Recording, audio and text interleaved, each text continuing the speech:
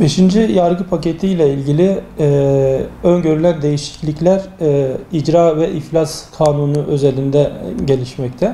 İcra ve iflas kanununda bir takım icralık malların mezat salonlarında satılmasının durdurulması, bunun yerine bu bütün işlemlerin ve ihale süreçlerinin elektronik ortamda yapılması ve böylece daha şeffaf, daha denetlenebilir bir ortamın sağlanması öngörülüyor 5. yargı paketi kapsamında. Ancak 2004 sayılı İcra ve İflas Kanunu çerçevesinde öngörülen en önemli değişiklik çocuk haczinin bir şekilde engellenmesidir. Açıkçası mevcut uygulamada aileler arasında boşanmalar meydana geldikten sonra çocukların ebeveynler arasında bireysel ilişki kurulmasına dair mahkeme kararları 2004 sayılı kanun gereği icra ve iflas hukuku çerçevesinde icra daireleri tarafından yapılmaktaydı. Kolluk kuvvetleri, görevli memurlar aracılığıyla yapılmaktaydı. Bu süreçte en başta çocuk olmak üzere hem anne babaya hem de topluma olumsuz yansımaktaydı. Bunun zararlarını hissediyorduk. Hem aileler olarak hissediyorlardı hem de toplumsal anlamda da olumsuz bir karşılığı vardı. Bu hususun yargı paketiyle düzenlenmeye çalışılması, giderilmeye çalışması olumlu bir gelişmedir. Çocukların gerçekten de çocuğun üstün yararı ilkesi gereği çok özel olarak, gerekirse bazı durumlarda anne babadan gelecek zararlara karşı bile korunması gerekmektedir. Bu hususta 5. yargı paketi İcra ve İflas Kanunu çerçevesinde icra daireleri aracılığıyla çocuk teslimini durdurup çocuk teslim merkezleri özel olarak hem psikolojik anlamda hem de sosyolojik anlamda çocuklara özel olarak oluşturulmuş ortamlarda çocuk tesliminin gerçekleşmesi öngörülmektedir.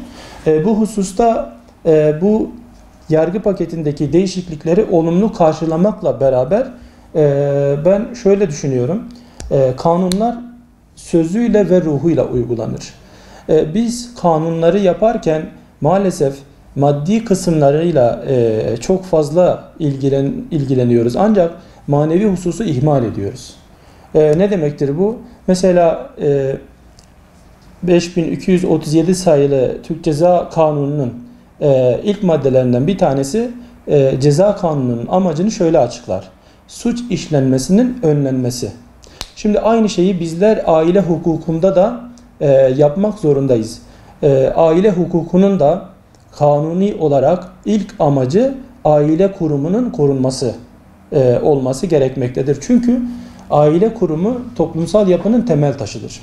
Aile kurumu çatlarsa veya bozulursa dolaylı ve doğrudan bir şekilde toplum da zararlarından etkilendiğinden dolayı aile hukukuna dair yapılan bütün düzenlemelerin ilk amacı aile kurumunun korunması olmalıdır.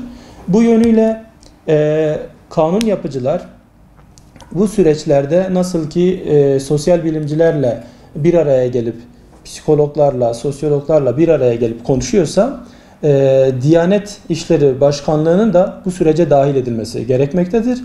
Diyanet İşleri'nin de özellikle aile hususuna yönelik uzmanları bu sürece dahil edilmeli ve toplumun manevi değerleri de bu hususta dikkate alınmalıdır kanun yapma sürecinde. Dolayısıyla biz eğer bu maddi ve manevi süreçleri olması gerektiği kadar sürece dahil edersek yapacağımız kanunlardan çok yüksek oranda verim elde edebiliriz. Çünkü dünyanın en adil kanunlarını da yapsanız iş nihayet insana dönüyor ve işin nihayet maneviyata dönüyor.